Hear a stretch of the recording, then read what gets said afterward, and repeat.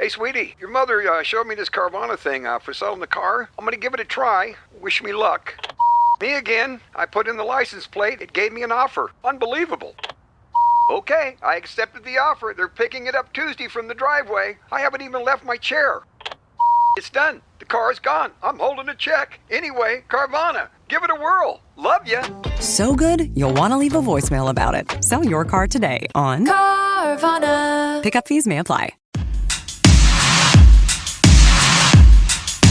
All right, welcome to the Robots Radio host crossover thing that we're doing for the fall. I don't have an official title for it yet, but hey, I'm Tom. You know what? That is now the official crossover thing. We did one in the summer. We're doing one in the fall. We've got our holiday episode coming up. These crossover things that we've been doing are for the main shows on the network and the hosts on the main shows. But the one coming up in December at the end of the year will be a crossover with everybody, including our Rocket Club hosts and everybody on the network. But anyway, you might not know that whatever show you're listening to this on is on the Robots Radio podcast network. And I am Tom. I run the network. I also host the Fallout Lorecast, the Elder Scrolls Lorecast, and the Lord of the Rings Lorecast. And with me today are some of our hosts from some of our other shows. We have two of them starting with us. I think more people will pop in a little bit. And we will be discussing our list of things that we are into for the fall. The fall is a wonderful time for new game releases or shows or movies. There's all sorts of stuff going on, and there are things that we are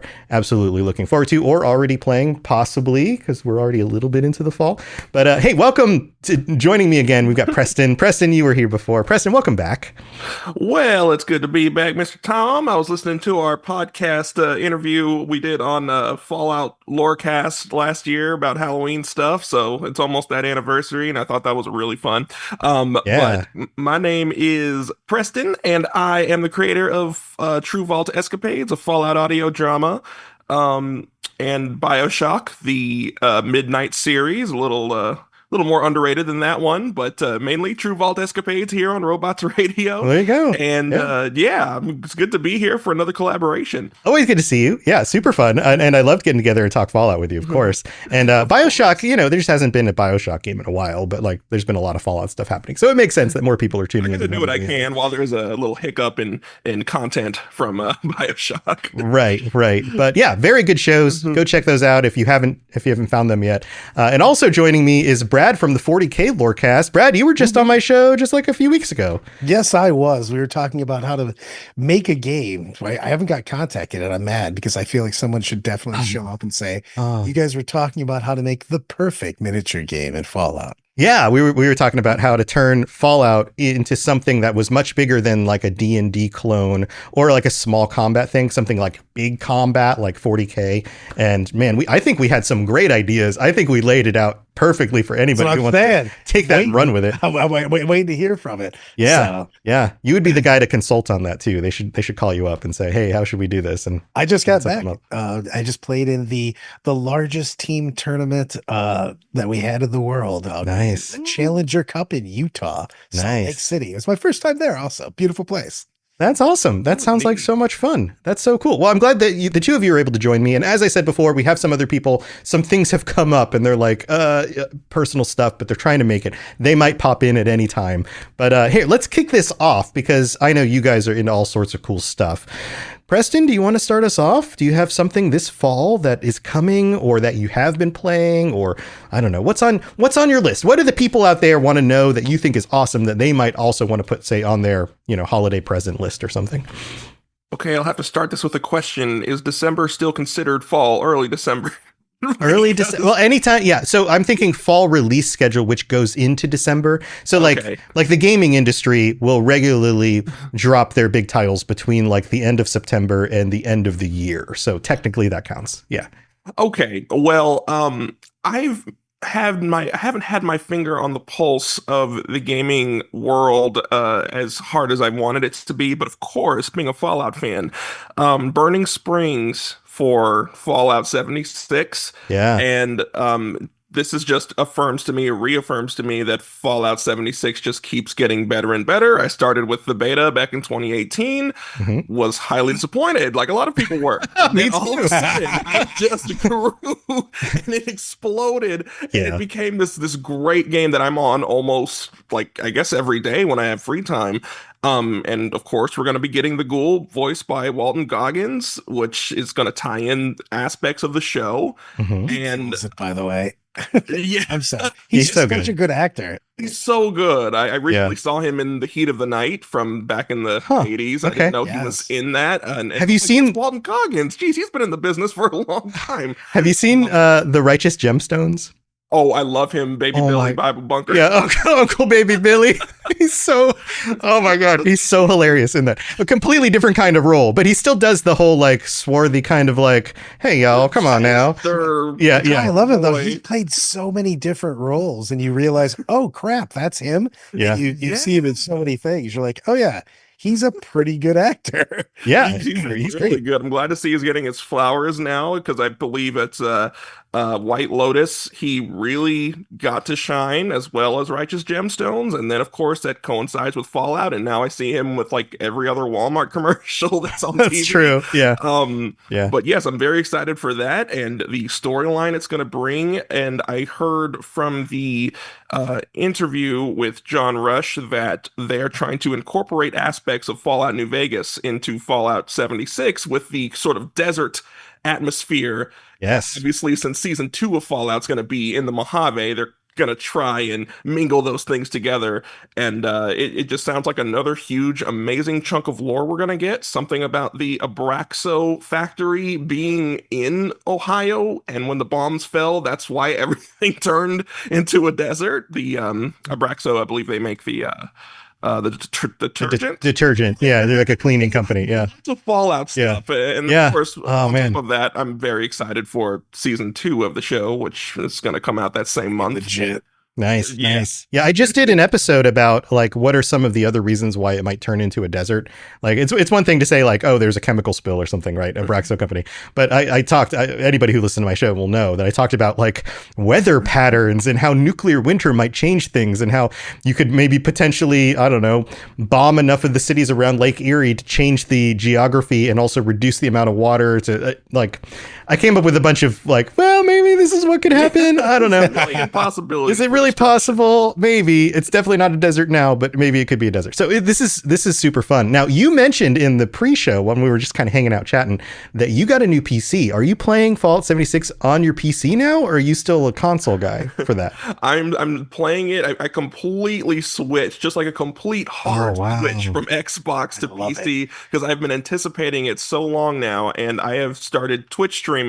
And so far the only game I've played is 76. I thought Uh-huh. I already have a base, like a small fan base of listeners, and they know it's Fallout. So I'm gonna try and be like a Fallout leaning streamer, and I've just been having the time of my life doing it. Nice. What is it like? What is it like to start over on a brand new system with a brand new character this many years after it launched when you'd been playing probably, I'm assuming you're playing the same character or at least one of just a few characters that you had made originally, right?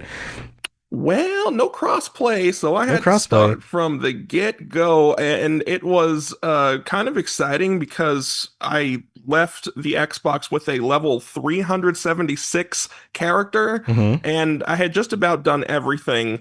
And starting the game anew with Wastelanders and all of the amazing updates they've had since then has been pretty fun. I've been very occupied, surprisingly, even though I've played most of these missions.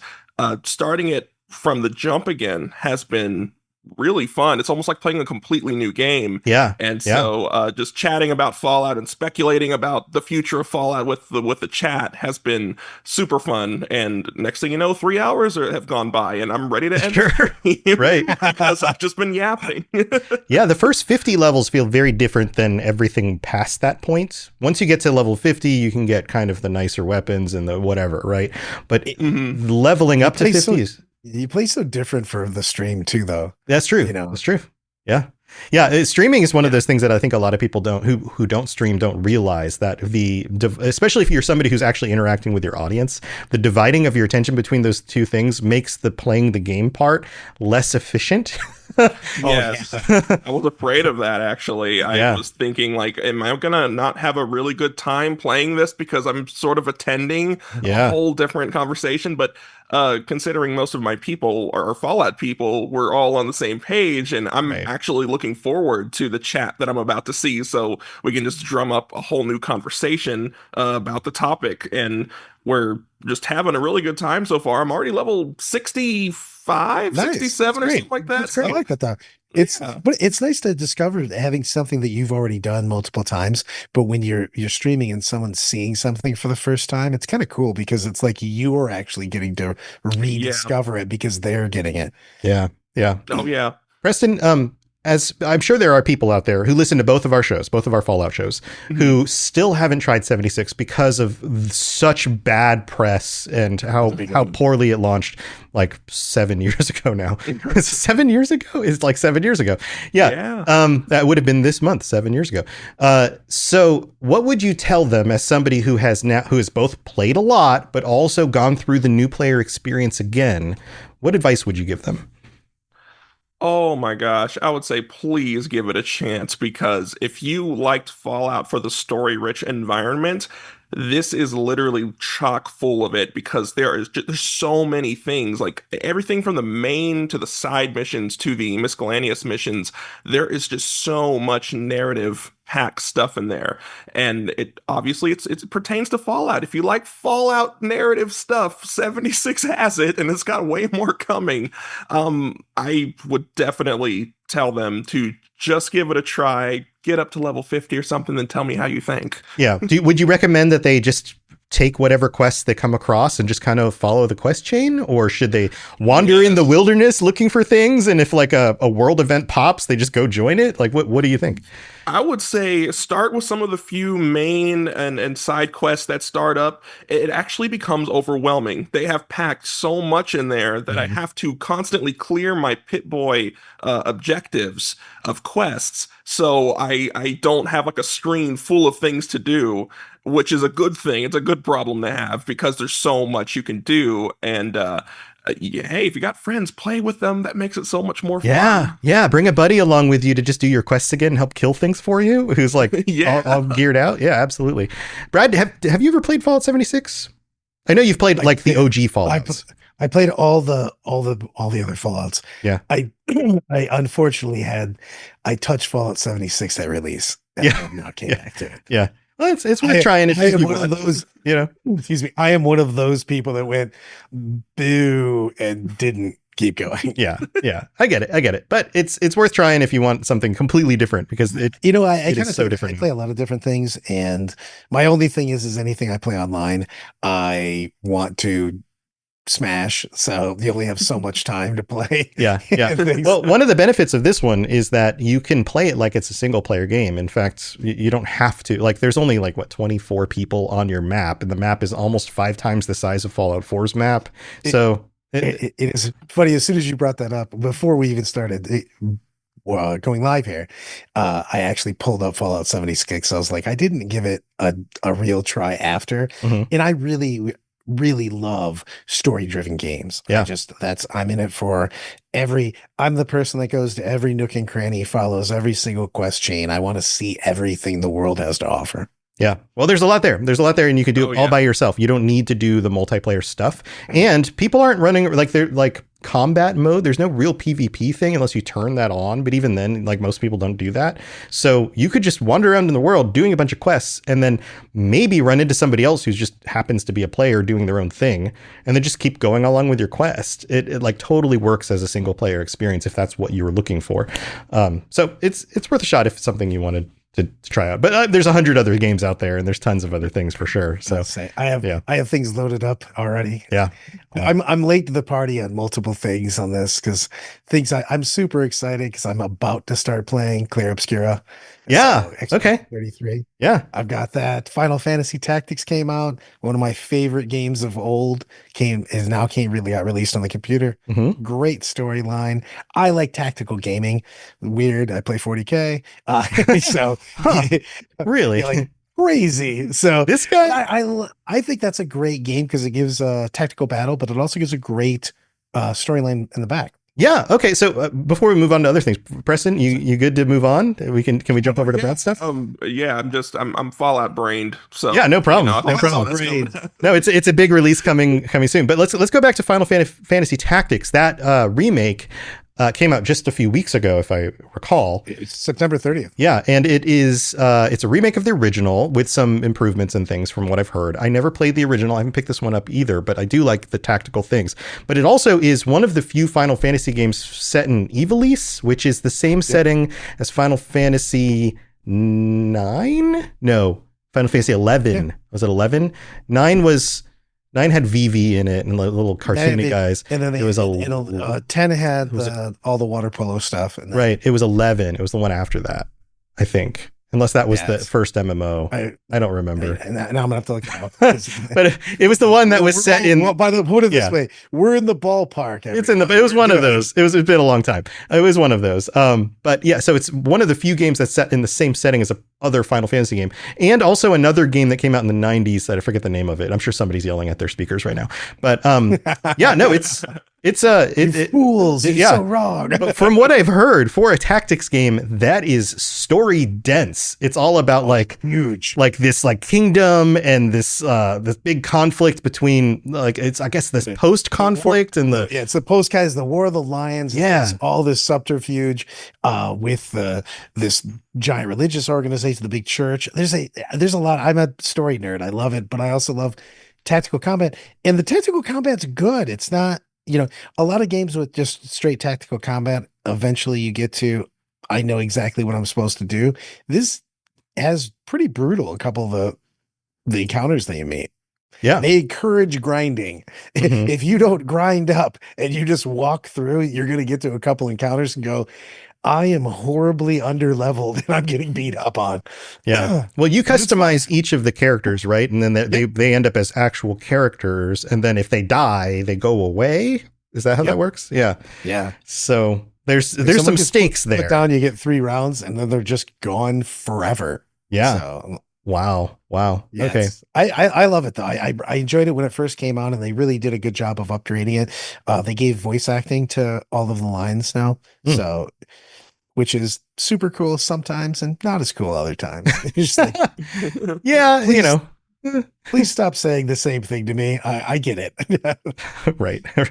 Yeah, that's definitely a thing. Yeah, I never played this. Preston, have you played any of the Final Fantasy stuff? Are you a fan of Final Fantasy guy? I was so scared you were going to ask me that because I have never touched Final Fantasy in my life. And I've seen it all my life. It's always been present. And I can't say I didn't know about it, but I never touched it. I don't know why, but yeah, well, it's said about a lot of other things I haven't played, and I don't want people to burn down my house if I say that. Sure. Well, you can only play so many games. There's tons of stuff out there, right? And the Final Fantasy series has is definitely, at one point it was the definitive Japanese role-playing game, right? Like Final Fantasy VII came out and kind of set the standard for everybody else. And then over the years, they've kind of evolved and changed it a bit. But this one is like a tactics game. So it's got the Final Fantasy thing, but it's wildly different. It's way different fantasy game. Right. It's tactical battle with a huge story with it. Okay. Right. So it's like isometric, like you. So yeah, I can see myself behind it. I like it a lot. And also it's one of the things you can play a little bit of or a lot of it of because of each board is its own battle. You get a battle, you conclude the battle, more story happens. You go to a different battle and you can. Okay. Yeah. It's not just a regular CRPG. It's a tactical battle game with a huge amount of story slammed on top of it, which I like it a lot. I also have a lot of, I loved it from back in the day. I mean, it was 30 years ago or 25, 30 years ago when it first came out. How many are there at this point? Final Fantasy games? 16 mainline releases, which includes 2 MMOs. And then there's also like the spin-offs like Tactics and some of these other games. And there's also mobile games. And then there's a bunch for the Switch. There's a bunch for the Switch. Yeah, there's these like other variations. There's like the cutesy one where everybody looks like a chibi with a big head. Oh my gosh, I'm catching up to do. Well, you don't need to play all of them. They're some of them are absolute bangers and are totally worth it. Others are just kind of not so much. Yeah, like 13 not great. Or was it 12? I don't even remember the numbers anymore. All right. So what was the other game? You mentioned another game that you've been playing. It's not a new one, Brad. I'm just starting Claire Obscura. Claire Obscura. Expansion Yes. 3. Yes. And I'm very excited. I've got a bunch of my friends have played it. I've got nothing but good feedback. I've watched, and everybody's like, "Why are you not playing this? You're a story guy. This is a great story." Right. Well, I just was playing some other stuff and dealing with life, and I hadn't started it now because I get pretty drawn in, especially if you have a great storyline. Then all of a sudden, that's my sole function in life is to do regular people things, and that I will just do that. And the thing is I'm getting a little bit late to the party because as soon as I play a good story game, I want to talk about it to everyone. And I like playing games a little bit after because I'm a bad person because I get excited and I will spoil things for people if you haven't played it on that. Yeah. You're like, no, bad Brad, get off the Stop. Don't do that. Don't do it. Yeah. But I get pumped and I want to talk about them, like, oh man, this and this happened. So yeah. So for people who don't know what this is, it's a very Final Fantasy-esque kind of game, but it's like a French developer. And the story is set in a world where every year, everyone above a certain age dies. Like they're done. They're done. Oh. And so it's gotten down. It started at like 100 or something, right? And it's gotten all the way down to 33 because that's in the title of the game. So everyone who exists in the world is 33 or younger. And this next year of people are about to get killed. And they go on this expedition every year in order to try to figure out what's going on to stop it. But that's never worked so far. And you are part of this scrappy team going on this expedition, dealing with all the weirdness, dealing with all the interpersonal stuff. I haven't played it yet, but I've heard a bit about it. Is that a good summary? I'm just saying, I'm just starting it. That's really unique. I'm so excited because again, everybody's been telling me about it. So I went charactered up and went into the intro screen. So that's the only thing I've done so far. Yeah. Yeah. I'm pumped to play it. Yeah, I'm looking at it right I've been now. playing a bunch of Final Fantasy Tactics is what I've been Yeah, that's what you've been doing. Yeah, so this game came out, Claire Obscura Expedition 33 came out about this time last year. And so it is significantly discounted in certain places. If you're playing on PC, you can get it for like $40 from a legit store that like you can load it up on Steam. I'll be able to tell you soon enough, but everybody that I know that's friends of mine has loved it. So I'm very excited to play it. Yeah, it's down to like $50 on PlayStation and Xbox, so it's kind of up everywhere. So you can go get that if you're interested in it. If that sounds like your thing, I've heard only good things about it. I just haven't picked it up myself because 100 million things to do. So yeah. So any other thoughts on that stuff? I mean, movies. I got a couple of movies things that I'm really excited for. Okay. Yeah. What's coming up? Running Man's coming out. Oh yeah. Adaptation that's supposed to be closer to the book. That was written when Stephen King was doing the Bachman books. Okay. So, but I'm pumped for that. It's going to be more way like the book itself. That's super gritty. The world's so dark and everything going on. So I'm kind of pumped to see what they do about that. Okay. Yeah, I've seen the trailers. I mean, it looks intense. Yeah. I'm super pumped for that. I mean, I'm super pumped for that. I want to see what they're going to do. I'm a huge Star Wars fan, and they've been very, very hit and miss with they're going out. So I want to see what they do with Grogu. Excuse me, in The Mandalorian. I would say I think they did a good job of both Andor seasons 1 and 2. So yeah, we will see on that. I've been a huge Star Wars fan for a long time. I mean, I'm an old man. I saw Star Wars in the theaters. Right. You're lucky. Right? You're very lucky. Yeah. When I was 8, I saw Star Wars in a drive-in movie theater. Oh, that's a dream. Wow. I love that. All right, so I had that opportunity. I know that was like huge when it came out. Like, just no one had seen anything like that before. So with the Mandalorian, clearly it's been a TV show for a while. I think the rumors were that they were working on the next season, and then they were like, no, let's just make it a movie. And so now it's a movie. The teaser trailer came out. The critiques that I've heard have said things like, this doesn't look like a movie. It looks like it's shot like a TV show. The lighting looks more flat. The effects looked fairly simple. What I've saw, but I hope it's better. It's funny they say that. I used to be a huge movie guy, and I watch a ton of movies. I'm more into short series and stuff now because a lot of times you get a movie and it feels rushed and you want to have more fleshed out. And I like the pacing of a 6 to 8 episode season, Mhm. because we don't have the bloat of a 22 network, season where you're some random character gets, 3 episodes. You're like, I don't even know who that guy is. Right. But Right. I don't like it when you feel like, especially books that you love and books that you love, video games that you've loved, you want to see them done justice and fleshed out. So I love the series aspect way more. Yeah. Way more. Yeah. So did you enjoy the original Mandalorian seasons? I like the Mandalorian seasons quite a bit. Mhm. I did not. We will not talk about the Book of Boba Fett.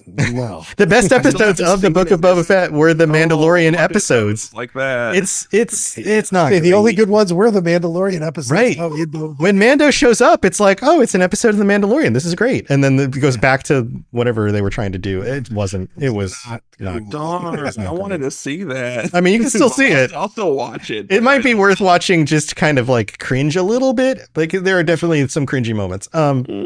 But here's my hopes. Dad Bob Boba Fett was not my favorite. Just him hanging out. You're like, it's Boba Fett. Why are you so sad? Yeah. But for the movie, for the Mandalorian and Grogu movie, I hope they have so much potential with the Mandalorians, with the history, with the story that they've built in some of these other things, with him as a character, with the mystery surrounding Grogu. There's a lot of really cool stuff they can still cash in on for that.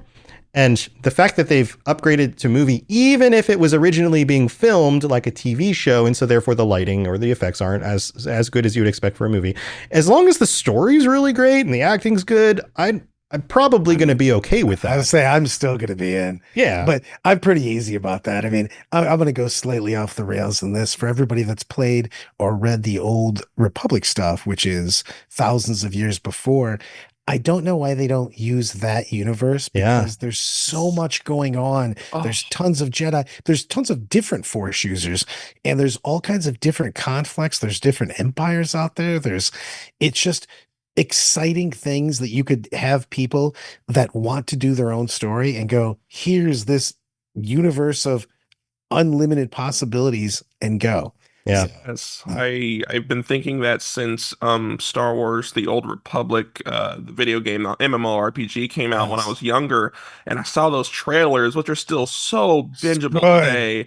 And I'm like, they need to explore this universe or this part of the universe, because it's just like an untapped gold mine. They don't have to harp on anything. They can just go straight into something that they can, be creative with. There's just so much going on, as you said. Right. They don't have the burden of the I'm thinking- Skywalker story kind of hanging over them and going, well, Yeah, how you do we don't deal need with to. all of this? You just break. You basically break the ceiling off. You go, hell, if you want to get a series, here's the Mandalorian Wars led into the Jedi Civil War with Revan and Malak, and you go, there you go. There's There you multiple seasons of great stuff that's been written for you that you could branch out, or you don't think. There's so many other things going on.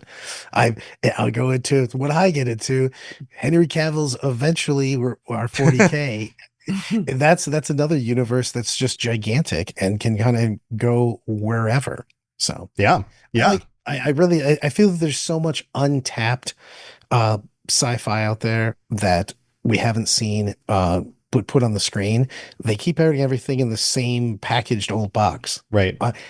I love Star Wars, but man, Skywalkers, I'm done with you. The universe is too big to just be you. You know what I mean? Yeah, absolutely. Absolutely. Do you think Yeah. it's a fear, like a financial concern? So there's a similarity to, hey, if we're doing Star Wars, we have to stay within the realm of this stuff right here, because that's what seems to sell. The same way that movies, especially, like you look at the top grossing movies over the last 10 years, and something like 80% of them were sequels or prequels. Yeah. Right. And it's because they're afraid that people don't want to try something new. And so they keep trying to go back to the well. But then they get all this criticism online about people going, But they're also give us pushing new it away stuff. because you can only do so many things. Right. with it. Yeah. Right. But every time people say, give us new stuff, it seems like it doesn't seem to work out. And so they just keep on getting Sometimes. confirmation that they Preston- should go back to the Preston well. was saying those Old Republic, if you watch those, Yeah. the trailers that they put out, and Right. they go in succession. I would be the take my money. I'm telling you, Yes. it's just people with, love that. That's what the thing that draws you Yeah. in. But how do you convince the money people of that? Like you and I and Preston are all on board for that. I But don't it's know because it's like there's it's like the built-in- CFO of the company who's totally disconnected from any other fan base because they just happen to work for Disney or whatever, Show and they them have the trailers and watch them be amazed. Yeah. but do they even have heart? a room with that. They don't have a room with people watching them losing their mind and go, you will print money by doing this. You know what? With- You know what they need to do? They need to do what Ryan Reynolds did with Deadpool. Is you need to get somebody to film a test footage, a 5-minute test footage of some badass Old Republic Jedis fighting some sort of badass aliens that we don't even know about because it's from the Old Republic and they're no longer around.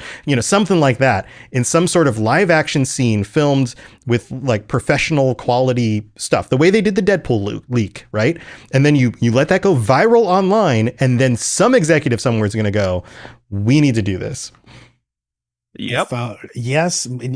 Yeah, I agree, sir. I know, but I get so excited for that kind of stuff, and I know tons of other people feel the same way. There's a great fan base for those things built in.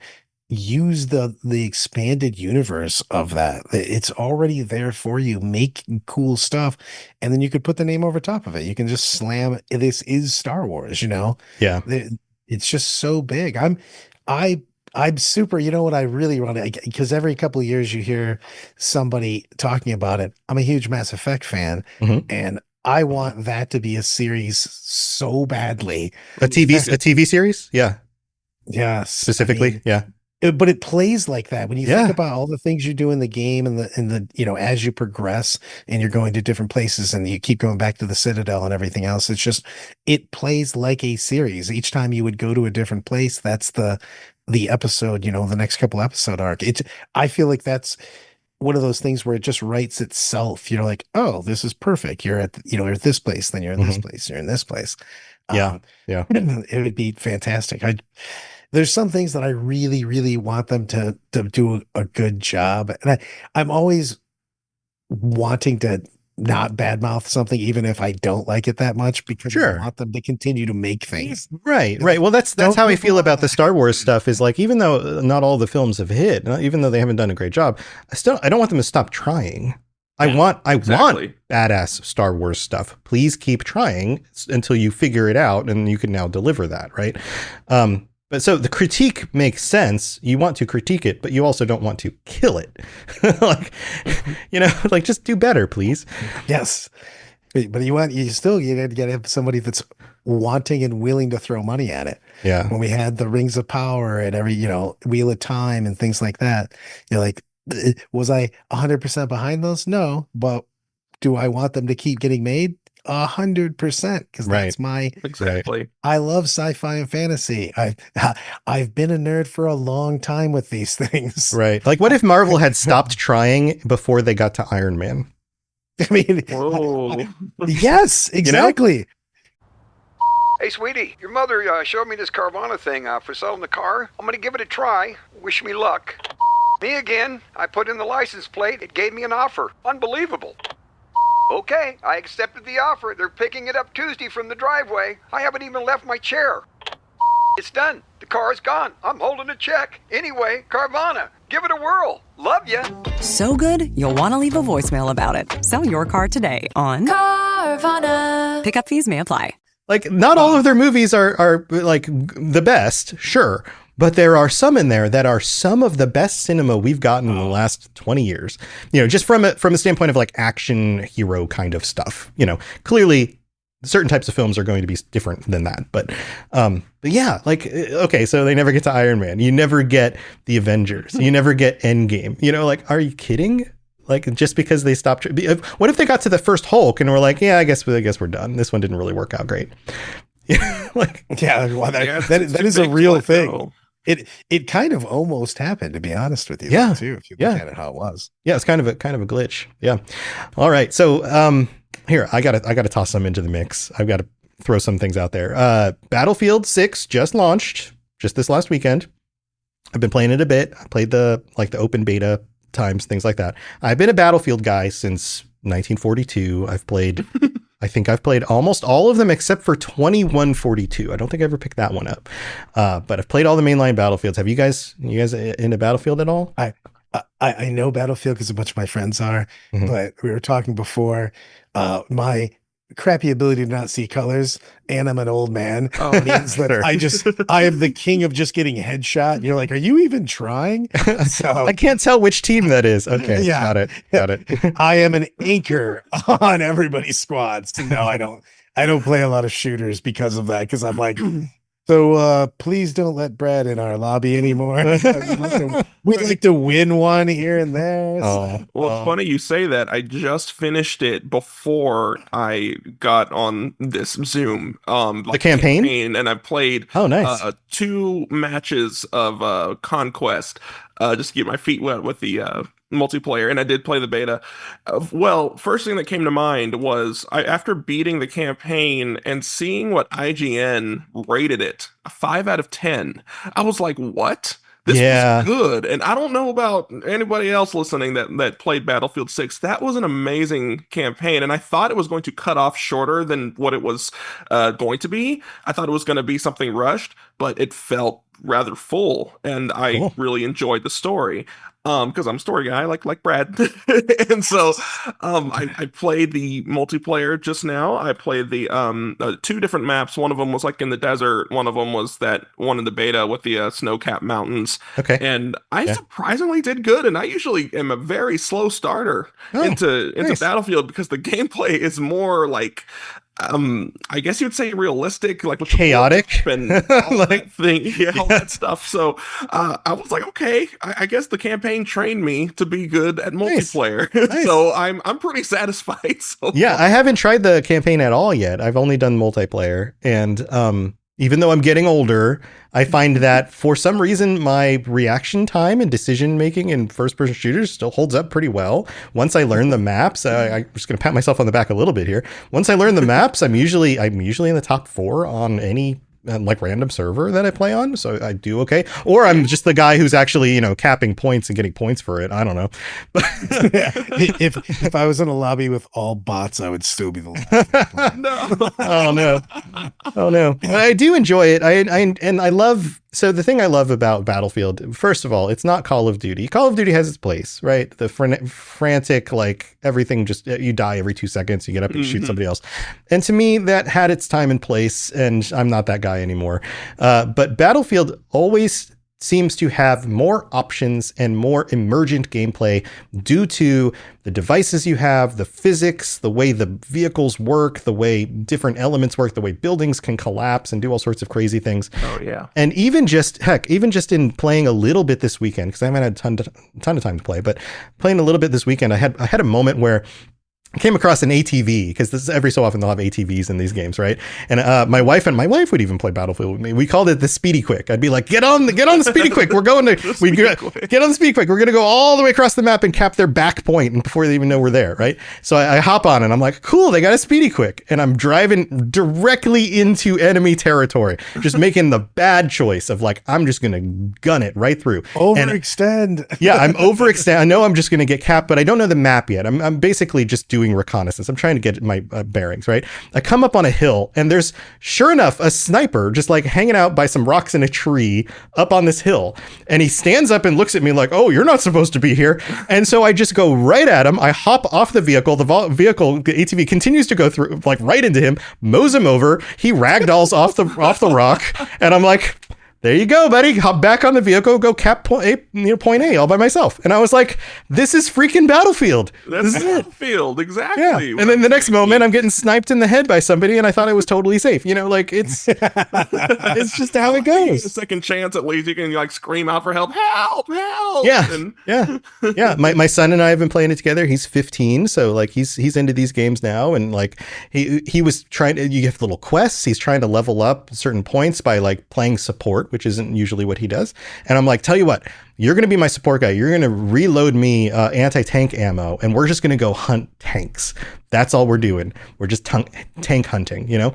And sure enough, we're just running around having a great time, shooting all my stuff. And he's like, here's some more supplies. He's watching my back while I scope in on the tanks with the rockets, you know, like it's a great time. Yeah, we died a ton, but we had a lot of fun too, you know? And so, yeah, so Battlefield's always that's on my list, especially when I have friends to play with. I've got some great Battlefield stories throughout the years. I've got another one. Did you ever play Battlefield? Which one was it? Battlefield, not Vietnam. What was Bad Company 2. It must have been Bad Company 2. That was my first Battlefield. Was that your first? So Bad Company 2, and my wife and another friend and I were playing, and we're playing. I think there was a release of maps that were like callbacks to Battlefield Vietnam, because you definitely had the old helicopter and it looked like Vietnam. And we're at the end of the match, and time is running out. We need to cap another point, or we will run out of points. We'll lose the match. And we, all three of us, just happened to die and respawn back at our base.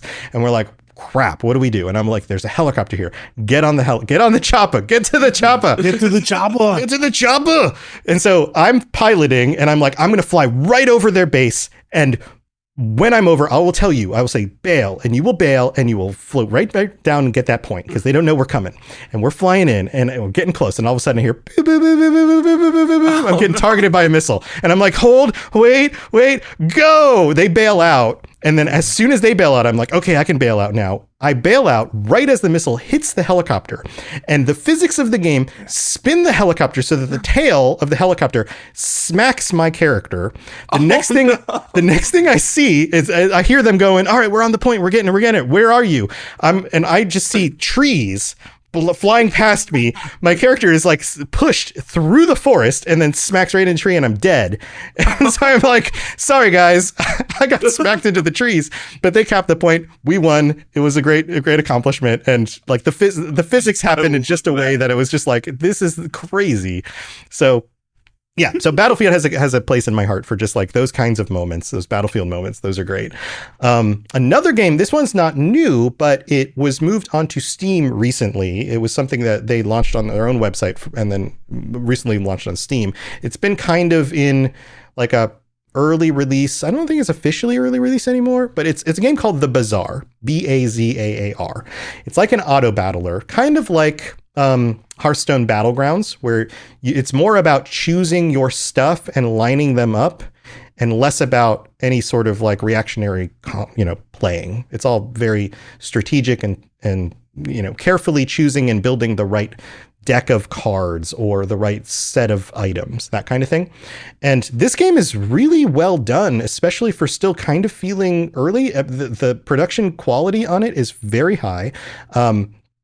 And it's the kind of game where you pick a character. So like maybe you pick the little robot guy, Dooley, or maybe you pick Vanessa. She's like the pirate lady or whatever. And every round you get a selection of things you can do. You can either go shop for something, or you can get like, maybe it's like, oh, here's 5 gold. You can just pick that one.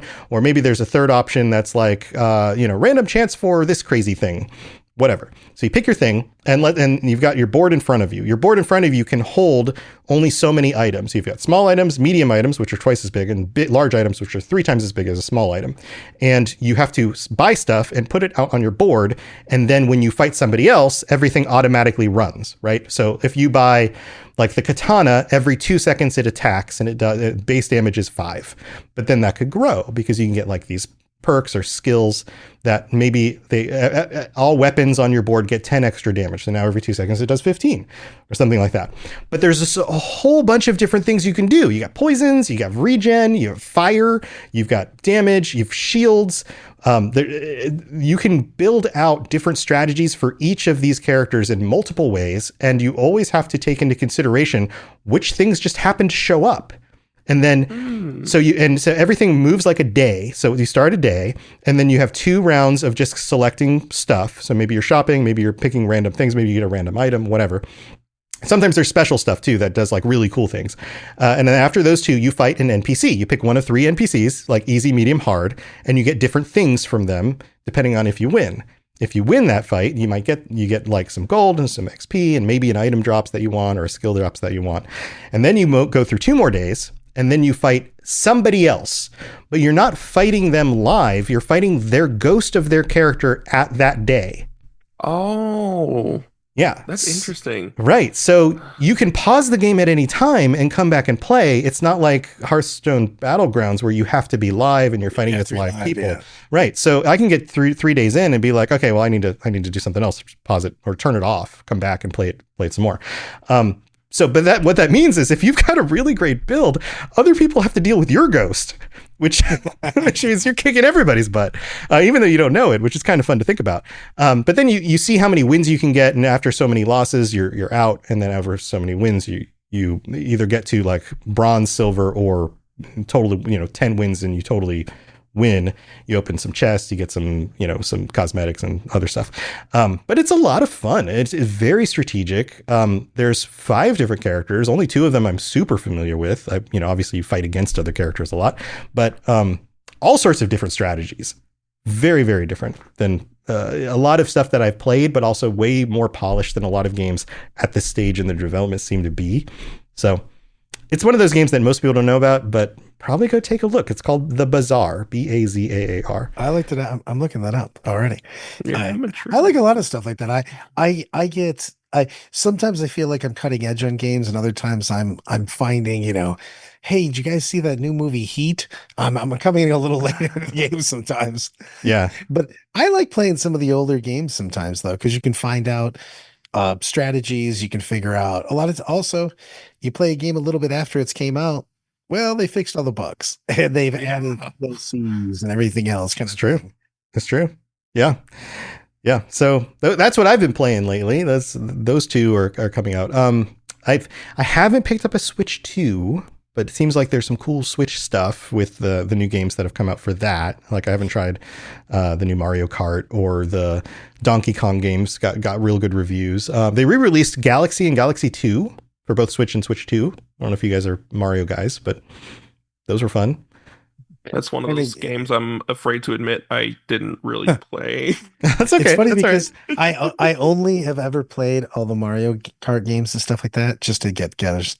Yeah. I never have them. I just, you have a group of people get together and all of a sudden we're playing Mario Kart and stuff like that. Yeah.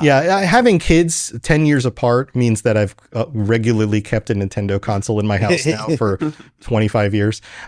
So I have those around, and if it was just me, I probably wouldn't buy them. But having kids and having those kids to play with and seeing the enjoyment of playing such family friendly, like well designed games. It's a nice thing that like Mario games exist and continue to be made because they really Forever. are. They've been popular for forever. Right. It's crazy. Because so much of children's stuff is super crappy, but that stuff is like, it's good for kids. It's good for everybody. And it's like always at least a certain level of quality.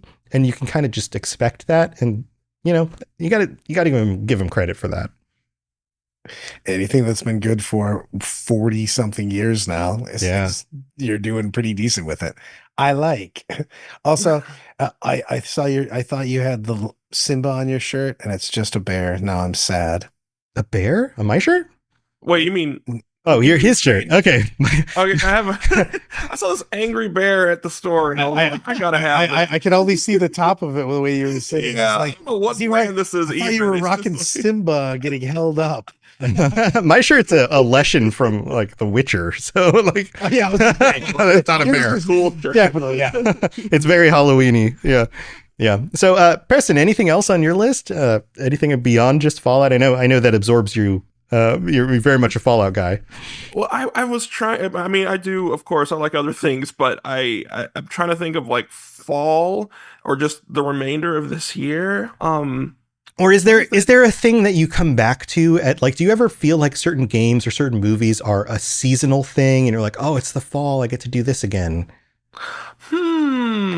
Or like holidays, it's holiday time. I'm gonna watch Die Hard. I was just saying, watching the Christmas Die Hard movie. Right. Less of movies. I don't rewatch movies and shows like other people. I don't either. I love movies, don't but want I that. watch something one time and I could probably tell you the entire plot. Exactly. If it was good, I don't need to watch it a second time. I can tell you exactly what happened. I'm the exact opposite with that, guys.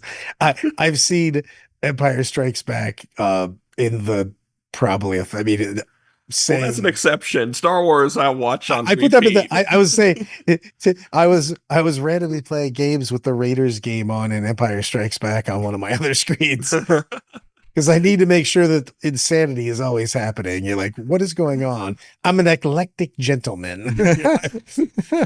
I can appreciate that. I mean, we were talking about how we use PS2s as like our first DVD players, and I think that's what I was watching. I was watching the whole saga. Before I went to sleep as a kid or like an early teen, I would like have the whole saga DVDs playing on my PS2, just over and over until I fell asleep, and I could go to sleep to Phantom Menace, and I wake up and we're at Empire Strikes Back, and I would just know. I love everything about that. I do that too because I've watched some movies and series so much that I will go to sleep to them because I don't need to watch the screen. I know exactly what's happening by the Background, It's a radio yeah, show. background Yeah, stuff. exactly. Right. I don't know if you guys have watched. I think Silo 3 and Foundation season 3 are both coming out. No, Here. No, no, I haven't. I'm not up on those. So, can you give us like the elevator pitch? Silo is. I can't even give the elevator pitch because it's such a bunch of twists and turns and stuff. But Foundation is the Isaac The book, Asimov's book. right? Yeah, the huge series. And I'm actually really surprised. Like season 1 was okay. Season 2 is came out pretty strong on that.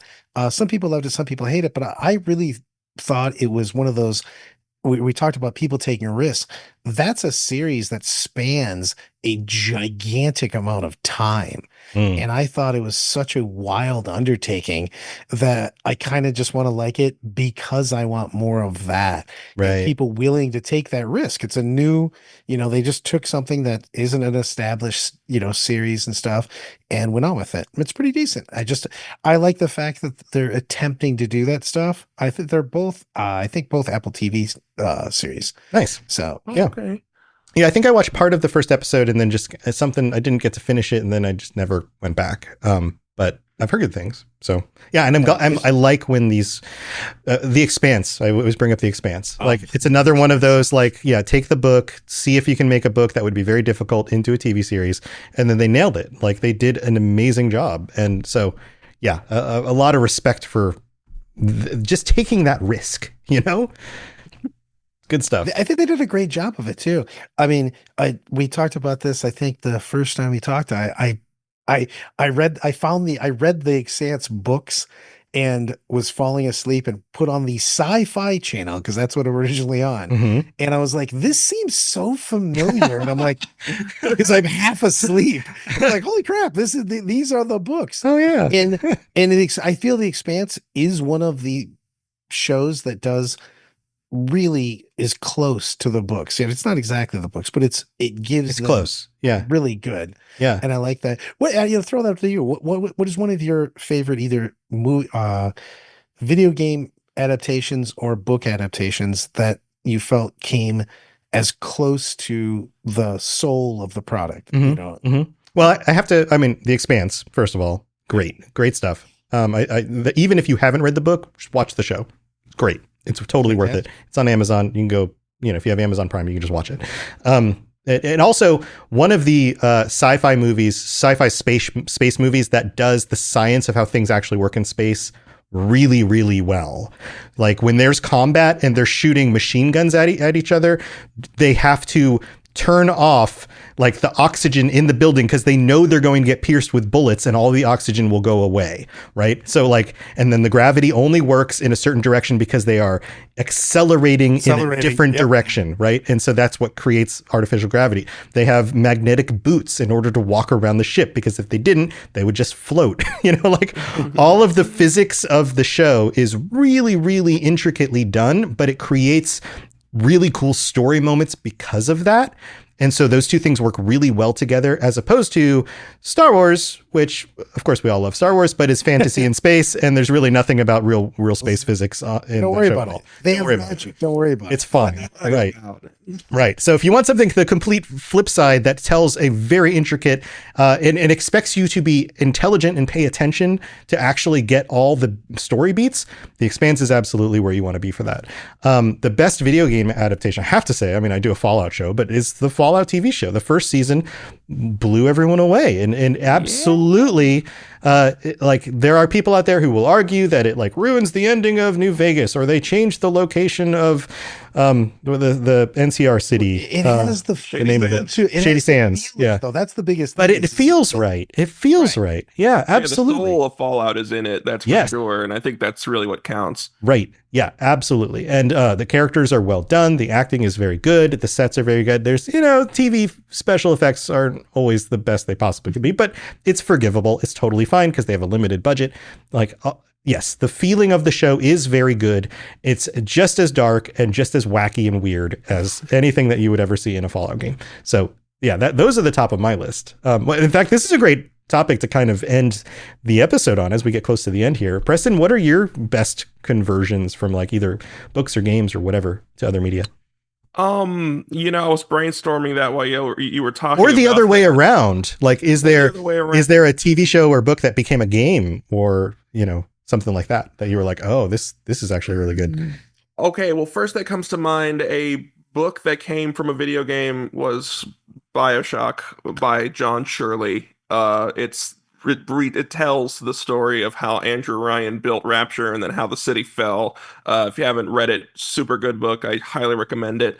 Based on the very first BioShock game, right? Very first BioShock game, and it tells it literally starts in New York in 1946 when Andrew Ryan thinks up Rapture, and then the construction happens and the city thrives, and then all this terrible stuff happens. Right. Right. And I guess other than that, just Star Wars, because there's a million Star Wars book adaptations and comic adaptations, and there's also a million video games based off Star Wars, obviously. Mm-hmm. And I think my biggest one in the history of Star Wars games was Star Wars Galaxies, the MMORPG. The old, so good. The 2000s pre Old Republic one, where you could be like, I'm just going to run a diner. Yes. Yeah. The people you're just dancing for credits and stuff, and you could do so. Oh, it was so expansive and fun, and I never played a game like that as a kid at that point, because at that point I had just been playing like Crash Bandicoot, which I was addicted to, and then when I started to expand my tastes, I picked up Star Wars Galaxies, and it's like, oh, this is a whole new experience. You can be who you want, do what you want, and one thing I liked about it compared to other MMORPGs is that the maps for the planets are not cut off. It's not like pathways or sections. You can literally take a speeder and go across Tatooine and end up eventually back where you were, because it's just that open. And I know it's kind of trailing off from the book conversation, but that's just how much. No, I love that though, because that game was one of the few MMORPGs that you could just play however the hell you wanted to play. Exactly. You're like, hey, do you want to just make stuff and be a shopkeeper effectively? Cool. You could do crazy combat, but you could just do kind of anything. I like open-ended where you're not told how to do anything. I mean, I guess that's my as an old man, I'm still trying to rebel against the system. You're not allowed to tell me how to do. I'll do the opposite thing that you're saying I have to do. Right.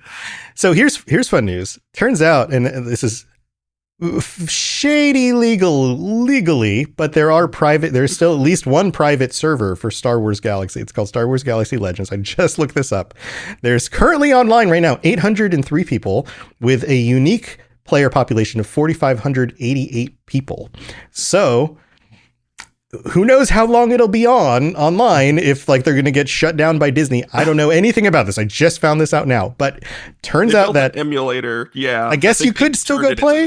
Yeah. Maybe you can still go play with currently right now, 803 other people. You could. I love everything about that, because some of the communities are so powerful and they make things happen. And I love that. That's just amazing. Yeah. Yeah. Cool stuff. All right. Brad, do you have any other last, let's throw the question back to you. Movie to video game adaptations, books, any direction? What's on the top of your list? I'm going to go. The only thing I'm going to look at is I still want old Star Wars, things from the Old Republic. We were talking about that earlier, because the original 2 Knights of the Old Republic games were fantastic single player games. And then they did the MMORPG, which you could play as a single. And I thought that felt more Star Wars than like most of the other Star Wars stuff as far as the adaptations for me. And I've been a huge Star Wars fan my whole life. It was just that was my first sci-fi. Again, 8-year-old Brad at the drive-in watching Star Wars. I was that right there is what I am into. From then on, I was hooked, and I love stuff like that. Huge. I'm looking forward. I'm a 40K guy. I'm super looking forward to that. I thought, if you haven't watched it, the secret level episode for 40K was fantastic. It really felt like the grimdark of the 40K universe. Have you seen this, Preston? Have you seen the secret level? And it's on Amazon, and then the 40K episode. No, I haven't. In fact, I'm not even very familiar with 40K. 40K. Yeah. So like, what's think It's a Space 12 Marines. episode. Yeah. Watch it out. The- The for power sure. armor giant guys. Badass. It's very, very cool. It's there's nothing but bad happening in 40K. It's that's Everybody's terrible. The future is dark. Yeah. yeah. You're like, is there good guys? Nope. Like, they're just everybody is a degree of awful. Everyone's doing the atrocities to their own people to just survive. Yeah. It's kind of, same kind of thing. But yeah, go look that up. It's very good. Astartes, the guy who did Astartes on YouTube, look up Astartes.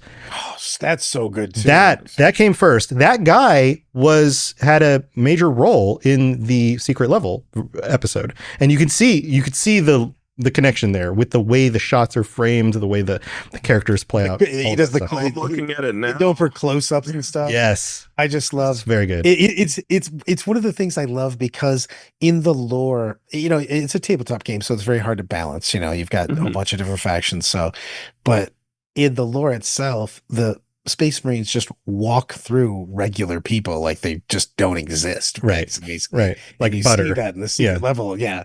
On a hot knife. In the game, you got enough me's with little guns. I'll eventually put down a Marine.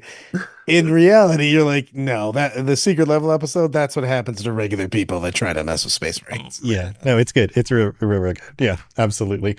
I like that quite a bit. Awesome. Well, this has been a lot of fun. I guess other people can show up. I know unfortunately, some things happen with different family situations, and Life happens. Usually we have more people joining us than this, but hey, it's a fun little fall crossover episode. I think we had a See wonderful how it is. discussion. I show up for my first time on this. Just Everybody scared everyone decides not away. to come. What are you I doing? heard Brad was coming. I gotta wash my hair. Yeah. I'm out of here.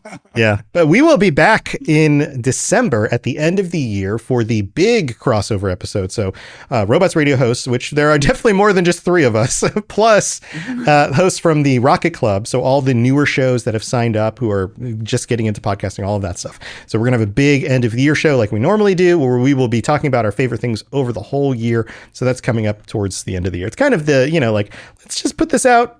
It's kind of just a fun wrap up sort of thing. So there you go. That's coming up. I know whenever you're listening to this episode on whatever feed you're listening to this on, the next episode will be back to whatever is normal. So for me and my shows, it'll be back to those. But here, let's go back through and let people know how they can check out your stuff. Preston, where can they find you? Where can they find your episodes? All that kind of thing. You can find True Vault Escapades, a Fallout audio drama, literally anywhere you get your podcasts. Spotify is our most popular format there. And shameless little pat on the back here, Chris Avalone recently listened to it and gave it a thumbs up. So if you really are, one of those Fallout purists that listens to the creators of the game and really appreciates what they say, he likes the show, so please listen. But there's that. We're also on YouTube, and I'm on Blue Sky, True Vault Escapades. If you just type in True Vault Escapades anywhere on the socials, you will find us there, and truly appreciates all of the future listeners out there. Yeah. In fact, if you just search Fallout on like Apple or Spotify, the shows will come up. You'll see, You'll see the Fallout Lorecast. You'll see the True Vault Escapades. You'll see a few other Fallout shows that are on the network. Most of the shows that show up on the top line are or have been on the Robots Radio Network for Fallout. So you can't go wrong. Click those. But remember True Vault Escapades if you want his story. Like, you've been doing this for years. People are constantly saying, man, the show's so good. I love these characters, all of that stuff. So congratulations on creating such fun content. But thanks for joining us, Preston. Of course. Yeah. And then Brad, Thanks for having me. Brad, how can people find your stuff? The 40K Lorecast. I wish I was better at socials, but we're 40klorecast.com, Spotify. We finally made our foray into YouTube, where we're putting up old episodes, and we're putting up 2 of our new shows, which 2 Men and a Handler and the History of 40K. Basically anything 40K Lorecast, you will find me. iTunes, Spotify, YouTube. We are all of the places. Check out the Discord. The Discord's been going strong. Love it. Yeah, so you have your own Discord, which you started before you guys joined the Robots Radio Network, and that has a ton of people all talking 40K stuff. There's also a 40K Lorecast channel on the Robots Radio Discord. Yep. So if you're already on there, or you want to get a hold of Brad, you can always post in there as well. So you could just be a part of both. Why not? Exactly. I was just about to say, and we're happy to be on Robots. Thank you very much. Well, thank. I'm glad you guys are here. Yeah, it's so fun to have other lore shows, other really fun hosts who are as into this as we are. But also, you mentioned multiple times your community over on your Discord, all of that. I love it. We both. We just recently hit over 10,000 people in the Discord. That's great. Wow, That's great. congratulations. Yeah, we both have these like very. And they're cultivated communities. Like, if people show up and they're spamming crap, or they just aren't getting along and causing problems, they don't last. So if you're looking for a part of the internet that isn't as toxic as most of the internet these days, come join us. I just love that. I want to tell people to come on over to Robots, come over to us.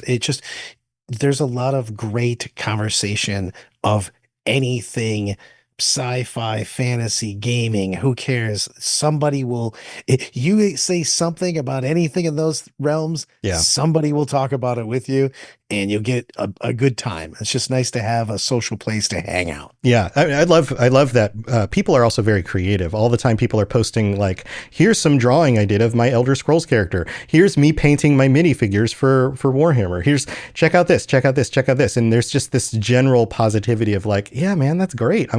Even if I'm not into the same thing you are, I'm so glad that you're loving doing that, and you're just like nerding out about something. That's awesome. So Exactly. yeah. Well, Brad, thank you for joining. If you want my stuff, it's the Fallout Lorecast, the Elder Scrolls Lorecast, or the Lord of the Rings Lorecast. That one's a little bit different because the others are more about games that are also other media sometimes. And then this is more about the books. And the reason the Lord of the Rings Lorecast started was because I realized that there weren't any other good podcasts out there that took you step by step through the Silmarillion and explained what any of that stuff actually means, because the book is so dense. So that's how the show started, and it took off. People seem to really enjoy that. We're almost all the way through The Hobbit now.